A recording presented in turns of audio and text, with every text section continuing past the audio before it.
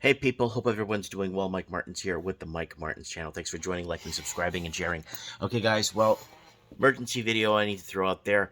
Food is under attack. Food is under attack, and it's all tied into this whole Agenda 2030. They want to federalize our distribution. They want to federalize food. They want to federalize food rationing at certain levels. They want to federalize power and electricity and energy rationing. And we've been talking about this again for over 10 years on the channel. This is not a flyby. We've been here for a long time talking about this because it's happening now. Now it's time to sound the alarm and wake your people up, or wake the people, your neighbors, family, whoever is in your circle or outside your circles, and start discussing to stop the federalization. Is a federalized takeover.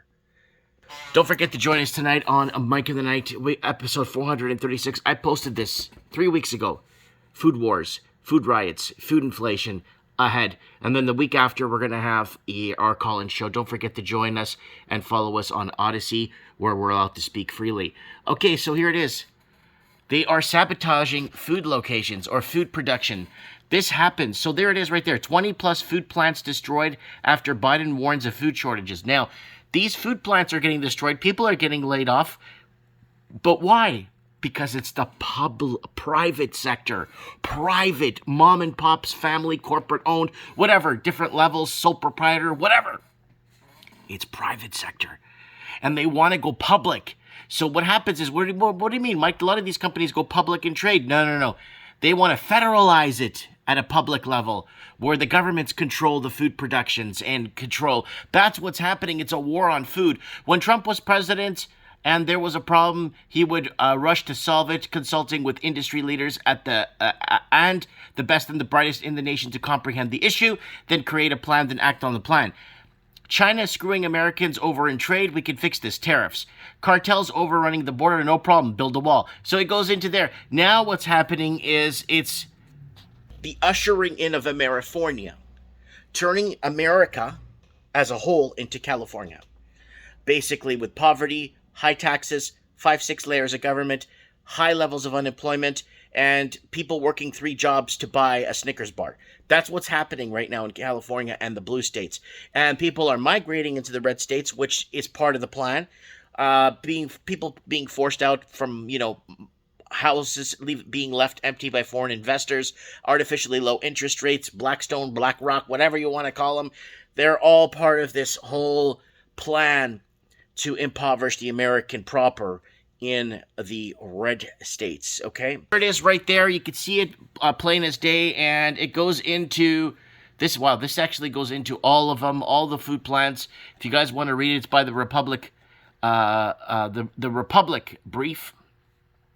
And bees in Arnprior, Ontario, are dying with no clear answer to why.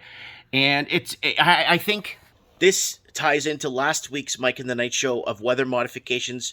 No, was that 2 weeks ago? Yeah, it was 2 weeks. Last week's weather modification, weather wars. No, that was the surveillance show. 3 weeks, Mike in the Night ago, we discuss weather modifications and an update, because we haven't done weather modification video in over 3 years on Mike in the Night. So we revisited it with a topic show discussing the weather mods and how this bees tying in. It's them cloud seeding and doing all this crap. I spoke to people that are up in the air 17, 18 hours a day cloud seeding. Okay? So there it is right there. And it's being described as the worst winter for beekeepers ever. Across Ontario, beekeepers are finding millions of their bees dead following the winter with no explanation why. Again, it has to do with weather I believe it's weather modification. Corn futures hit decade high above $8 per bushel on global supply. So they're blaming the war on Ukraine and cold weather, of course, that's been modified, and forecasts of lower supply driving grain prices higher. And they're paying farmers all around the world to destroy their crop and not sell it, so they could push up the supply versus demand and create a physically seen issue on our store shelves. So Chicago Board of Trade, corn futures topped $8 a bushel and reached their highest price in nearly a decade on Monday on concerns of over unfavorable United States weather and Ukraine war. So they're not saying COVID. They're not bringing in the COVID in this one, which is kind of good, because that's what they blame everything on. Quebec Duck Farm says it will kill 150,000 birds to lay off 300 staff due to the avian flu. And how do they rebuild? Well, they're going to rebuild by government federalization. Governments will help them get back on their feet and control the distribution and who gets what. That's what it's all. This is all planned. This is all a plan. And in the Tonight Show, we're going to be talking about that in great depth of where it's happening, how it's happening, and how it's going to affect us, right? And I've been telling people, prep now. So there it is, grocery items with the greatest price change in March. So this is from 25 News here, and from the other day. And there's your grocery prices. Butter sticks going up, ground beef chunks, boneless USDA choice, whole chicken. Everything is going up. There's nothing on a decline due to oversupply. You get an oversupply of wheat, the price of bread starts to drop because there's just too much wheat on the market and too many farmers, but they're destroying their crops, allowing the markets to move up, hedge forward.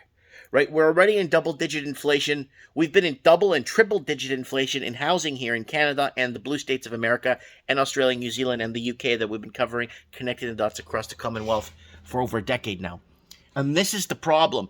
They want to create a food shortage or create a food disaster like they did with our housing and how they impoverished the middle class and people catching mortgage or catching the housing market, trying to jump on before it's too late. And that's been the problem here in Western countries, English-speaking countries, mostly, right? So there it is right there. So what have we been talking, again, on the channel Time Machine, more food shortages ahead, make sure you're prepped 3 months ago. Chinese government urges families to stock up on food 5 months ago. Food prices to increase 67% 2022, 4 months ago. Tons of fast food closures, again, food closures there. That's a year ago, 3 months ago. And it just goes in. Then federalization of big box stores and transportation of food 2 months ago. This is what governments want. They want to control who's shipping what's making what. And then this way it stays in 3 years ago. Look at that. Food prices, another 4%. If oil goes up, we are screwed. $185 worth of food. And this was 3 years ago. And we are already looking at prices of food going up, right? And middle class can't afford food. Food banks notice increase of working poor and a transportation issue. Food getting expensive due to hidden inflation, $79. How much food did I get 1 year ago? North Korea asked starving citizens to eat less food. Shortages expected to continue 5 months ago. Some Americans have begun stealing food to survive 1 year ago. Price of food is skyrocketing 4 years ago. Brace yourselves. Food prices are spiking. Going shopping today to investigate 4 years ago. Canadians say it's getting harder for their family to afford food. Inflation and food prices hidden 3 years ago. Food set to skyrocket by 2021, 830%. Middle class can't afford basic food. Food shortages ahead 5 years ago. Food price increase in 2017 to 2021 is 830%. Typically, the impact rate of inflation on food prices between 1% and 2%, but there's this year's higher than usual forecast, and it keeps going into. And then Mike in the Night, middle class can't afford food 2 years ago. Food is costing more than my rent 5 years ago. So price of food has surpassed my rent 6 years ago. So I even made, look, food distribution uncertainty, planting fruit trees 1 year ago. Price of oil dropped, but food goes up 6 years ago. Pensioners can't afford food 2 years ago. Mike in the Night, massive food shortage ahead, going broke, federalization of transportation 1 year ago. COVID cases at food stores, price hike 2 years ago. Food prices spiking at a city near you 1 year ago. Food bank usage in Scotland, record high 2 years ago. Empty store shelves 1 year ago. It could be longer than a year. They say a year ago, but because they go by years, that could be 1 year, 9 months ago. Governments asking citizens to stockpile food 5 years ago. Mike in the Night, political games, food shortage. So it just keeps going. Oil drop, food price hikes. So there it is right there. Canadian middle class disappearing, Target closing in Canada, food becoming unaffordable 7 years ago. So there it is. Food price tracking system. That's the food price tracking system I was telling you guys about. People will be tracked on how much food they spent. I made a video about 5 years ago on that. I don't know if it was taken down or whatnot, where it was, I think it was $153, depending on how many dependents you had that ate at the house, you'd be flagged. So if you're buying more food than you should for yourself, you get put on some sort of a list. And if you're paying with cash, apparently, they try to get, like, swipe your card or try to get some identification from you. So it goes into a system. So there it is right there.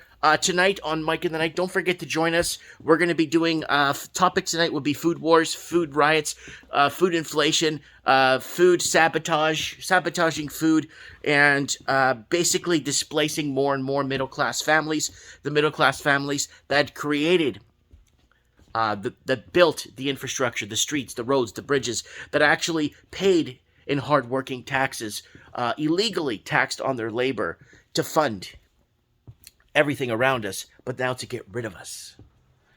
Let me know what you guys think in the comments below. Look forward to reading your comments and look forward to seeing you guys on Mike in the Night. Thanks so much for watching. I'll see you on the flip side. God bless everybody. I have spoken.